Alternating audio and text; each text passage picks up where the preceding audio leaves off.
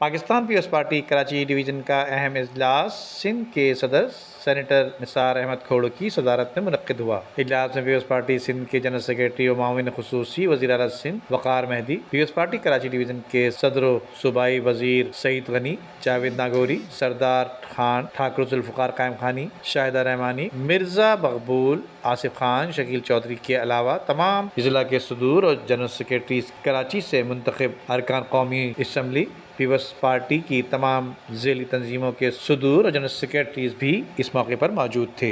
اجلاس میں Peoples party کے 55ویں یوم تاسیس کے حوالے سے کراچی کے نشتر پارک میں 30 نومبر کو ہونے والے جلسہ عام کی تیاریوں کے حوالے سے تفصیلی تبادلہ خیال کیا گیا اور 30 نومبر پاکستان پیپلز پارٹی کے ایک کارکنان کے لیے اہم دن ثابت ہوگا۔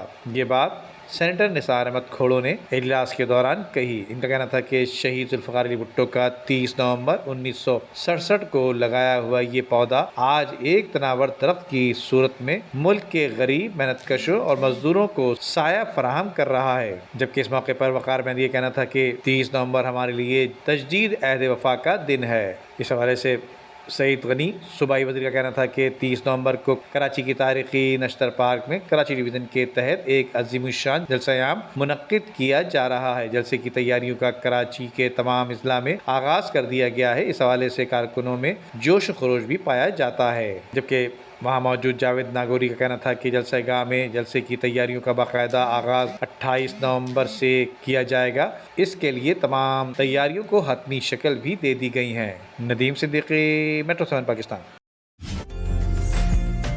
عمدہ میں پکائیں اور جی بھر کے کھائیں۔